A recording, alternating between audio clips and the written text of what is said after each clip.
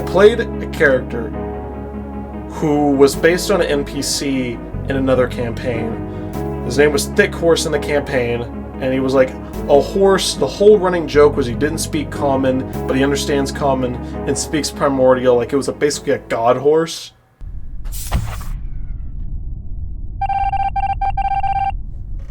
What's up, fellow tax evaders? I've ran away from the IRS for this long, but while I've been running away from the IRS, you still haven't subscribed. Before I get into this video, you did it? Awesome.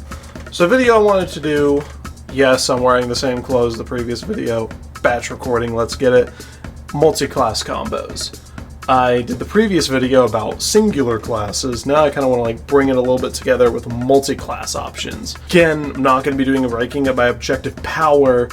Some of these I might get into a little bit of min-max options with it, but for the most part, I'm just going to be talking about how these are compatible and give you options what you can use. I mean, at the end of the day, you want to have the most fun possible, and for me, multi-classing is usually that option because I don't want to be limited to one. I want to have a little bit of everything, have the most variety, the most abilities, and multi-class gets you that because especially at lower levels, you get your most abilities. Starting off, I'm going to give 5. Number 1, none of these are in order, Paladin and Sorcerer. 2 Charisma casters, one being a full, one being a half. Divine Smite, getting access to more chances to do it. Yes, it's still below 5th level, but you can get to 5th level spells faster with Sorcerer. Magical Guidance is really nice as well, so if you want to re-roll an ability check that you have, you get that. Other things you could do if you really want to go min-max route. Paladin, realistically, you can do any class. I think I do Glory, though, because I like the ability to, getting this right off the top of my head, I like the ability of being able to get advantage on strength checks and everything like that, like the Fearless Athlete. Whichever one gives me that, I want. There's hair on my mic. Okay, I got rid of that. And then go Divine Sorcerer, so you can get access to cleric spells and cantrips, give yourself guidance, and you become the most versatile paladin ever. Divine Smiting, giving guidance to people, giving yourself magical guidance to re-roll using sorcery points, and sorcery points giving you the Quicken spell, so you can use action and the bonus action. You could Divine Smite as an action and cast a spell as a bonus action. Very powerful combination. Even the roleplay as well. The idea of just okay, my deity is awesome and gave me powers to be awesome, but I'm also born awesome because I'm a sorcerer and it's in my bloodline. I feel like it's a very fun, unique combination, and that's why I'd recommend this one. But the second one I'd recommend is Rogue Barian, the Rogue Barbarian. This one I think is more infamous because all your abilities go hand in hand, like every single one. You want to be able to sneak attack, you can reckless attack and always trigger without having to cost anything. If you get extra attack, you can do more. You have more chances of sneak attack. Your reaction to uncanny dodge can go with your rage, it give you more resistance. All your abilities go hand in hand if you're looking at it mechanically. Fire in the hole! Use a rapier for the weapon though for this, because it's a finesse weapon that can use strength. Giving yourself expertise, so if you want to be a strength-based rogue barbarian, expertise in athletics, you can just grapple anything and give you more options. So if you want to do the grapple and then shove them so that way they get 0 feet of movement and they're prone, your whole party can just start wailing on the creature. It gives you an option. You just get more roleplay options as a barbarian because now you have more skills that you can choose from. I would choose rogue first, so you can get more access to skills, and then you can get the martial weapons that the barbarian provides in the multi-class option. So this was a fun one. Number 3, I got a character for this run. Warlock and Bard.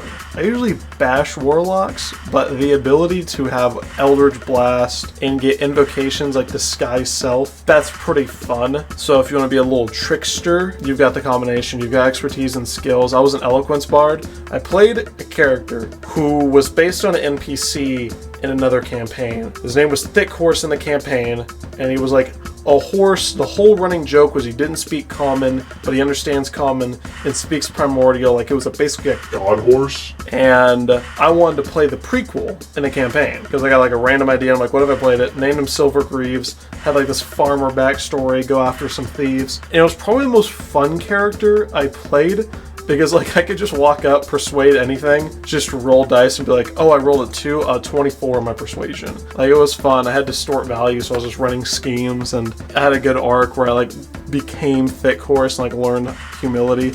So I really like that. So I'm kind of a little biased on this one, but you get some mechanical things too, like 2 charisma casters, like I mentioned before. With the previous combo, you get jack of all trades. Your skills are going to be high. You get short rest spells as well. So that's going to be useful. Number 4, Wizard and Artificer. Okay, here's why. Artificer, your main class. Wizard, you add more spell slots, and maybe pick the Divination Wizard and get the Portent ability.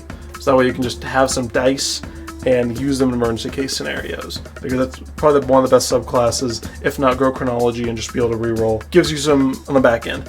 Front end, Flash Genius, having intelligence casters goes well, so your intelligence is already high, so you can support people. Artificer infusions, get magic items.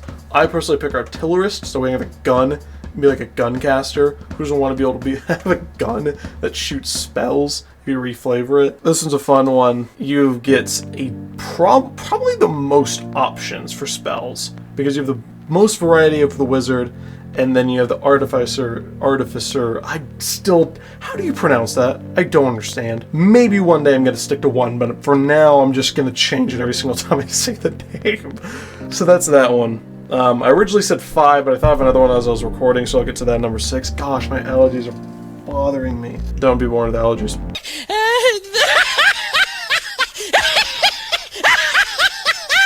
So number 5, and then we'll go into the honorable mention that everyone knows about. Number 5, Ranger and Monk. Everything derives off of wisdom and dexterity. So what you could do is be a Hunter Ranger, and then Monk, literally any type of monk if you want. But honestly, I think there's Astral Self where you get the arms that float and give you wisdom attacks. Just beef up your wisdom. You get unarmored defense. You can basically be a Kensei Monk, but then you can get the Ranger as a Hunter ability, so you can like a Colossal Slayer and just start pinging damage, and it becomes magical eventually because you're a monk as well. So you get a lot of damage. It's fun because you're probably going to be a nature hippie, but that's how I grew into D&D. I was playing the nature hippie who was an Outlander. Like I always picked Outlander every single background. So I have a little bit of feels for this one. And with the optional abilities from Tassa's Cauldron of Everything, you get expertise as a Ranger if you choose that option, and you get more 5 feet of movement, so you make them really fast as well, and just have a good time. This one, you want to be a higher level to really enjoy it. And then number 6, I'll go into this a little bit. If you really want the full details, I can make a breakdown. I've seen there's videos already about it, but I could do a breakdown too. Sorcerer, Warlock. The reason being infinite spell slots. What I mean by that, here's what, a little preview. Warlock spells, take a short rest to recover. You have sorcery points. Your sorcery points can go to your Warlock spell slots. Convert your spell slots every short rest into more points. And if you take 2 weeks in game, I think I did the math, and you get like 96 5th level spell slots. So you can just explode enemies before they even get a chance. And you don't have to sleep, because you can pick the, there's an Eldritch Invocation, I can't remember off the top of my head, that gives you the ability to never sleep. So don't take a long rest, you stay awake, heal, you could probably get a healing spell within there. Just heal yourself up with all your spell slots you're churning out. So that's like the mechanical. Also 2 charisma casters, mentioning that again. The roleplay aspect is fun with optional rules, having magical guidance just to re-roll everything on your ability checks. What can't you do with this? This is just the one if you hate your DM. Be it, it's called a coffee lock, and I guess no DM appreciation. But alright, with that being said, that's going to be the video. If you enjoyed, leave 1 subscribe. Unless you make multiple accounts and do it multiple times. That would also, I guess, be appreciated. And if you like the music in the background, I'll have a link so that way you can go listen on Spotify, Apple Music, wherever you want to listen to. I would say buy it, but no one buys music nowadays. They stream. And with that being said, I will come up with an outro someday.